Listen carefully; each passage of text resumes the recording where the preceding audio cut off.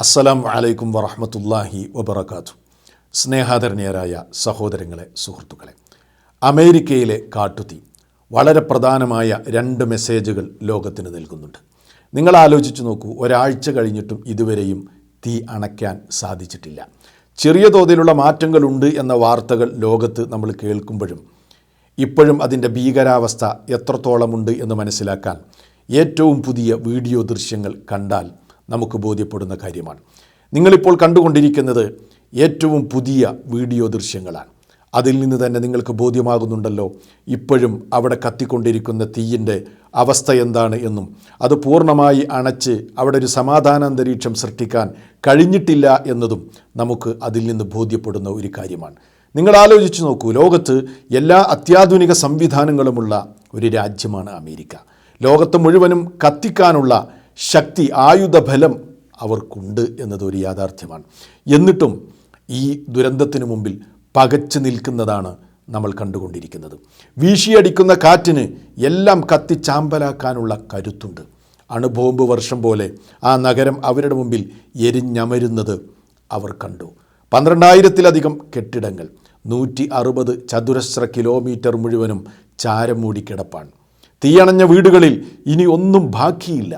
ലോകത്ത് അതിസമ്പന്നരായ ആളുകൾ താമസിച്ചിരുന്ന ആ പ്രദേശം എല്ലാം ചാരം മൂടിക്കിടപ്പാണ് എന്ന് മാത്രമല്ല, ആ അതിസമ്പന്നർ അഭയാർത്ഥി ക്യാമ്പുകളിലെത്തി.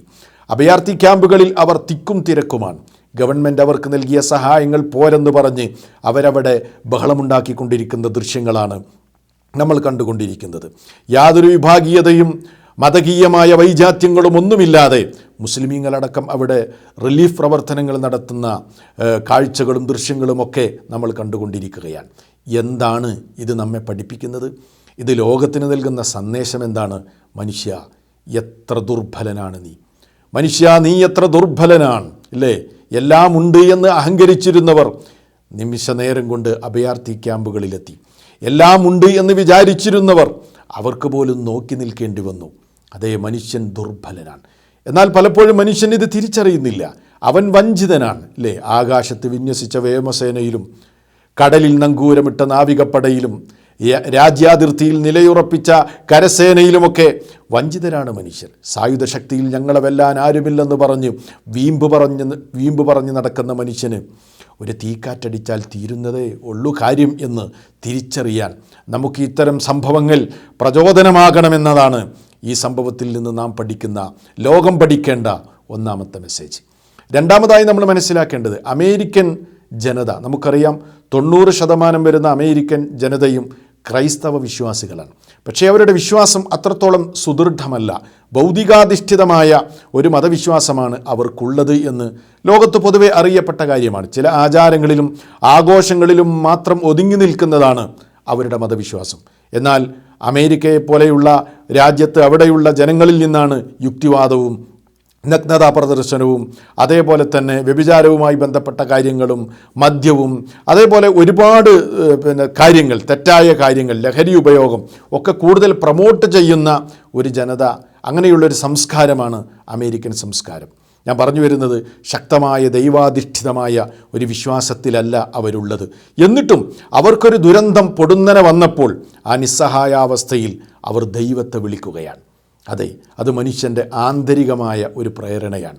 അതിൽ നിന്ന് ഒളിച്ചോടാൻ മനുഷ്യന് കഴിയില്ല. ചില ദുർബലാവസ്ഥയിൽ, നിസ്സഹായാവസ്ഥയിൽ മനുഷ്യൻ അറിയാതെ ദൈവത്തെ വിളിച്ചു പോകുന്ന അവസ്ഥ നമുക്ക് കാണാൻ കഴിയും. നിങ്ങൾ നോക്കൂ, എങ്ങനെയാണ് ഈ തീ ലോകത്ത് അല്ലെങ്കിൽ അമേരിക്കയിൽ അത് പ്രത്യക്ഷപ്പെട്ടത് എങ്ങനെ എന്നതിനെ സംബന്ധിച്ച് പല ചാനലുകളും പല റിപ്പോർട്ടുകളും നടത്തിയിട്ടുണ്ട്.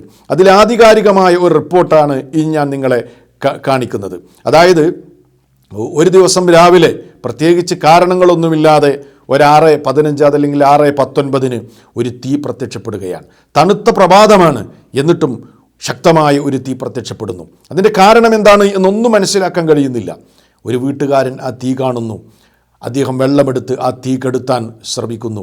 പക്ഷേ വെള്ളം കൊണ്ടൊന്നും കെടുത്തിയാൽ അത് അവസാനിക്കുമെന്ന് അദ്ദേഹത്തിന് തോന്നുന്നില്ല. അത്രയും ഭീകരാവസ്ഥയാണ്. ആ ഒരു നിസ്സഹായാവസ്ഥയിൽ അവിടെ വിളിക്കുന്ന വിളിയും അവർ കാണിക്കുന്ന ദൃശ്യങ്ങളുമൊക്കെ ആദ്യം നിങ്ങളൊന്ന് കാണുക, എന്നിട്ട് ബാക്കി നമുക്ക് സംസാരിക്കാം.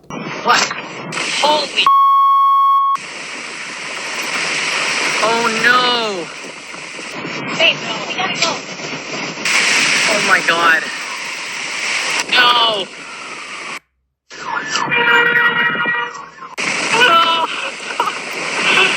No.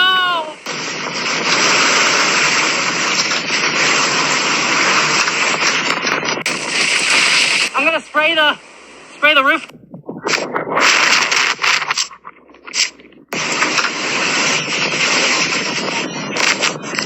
God. Please, God. Please, God, save us. Save our house. Please.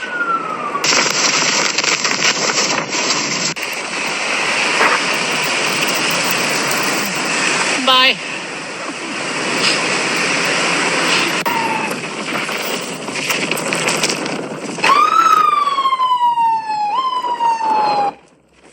Oh no.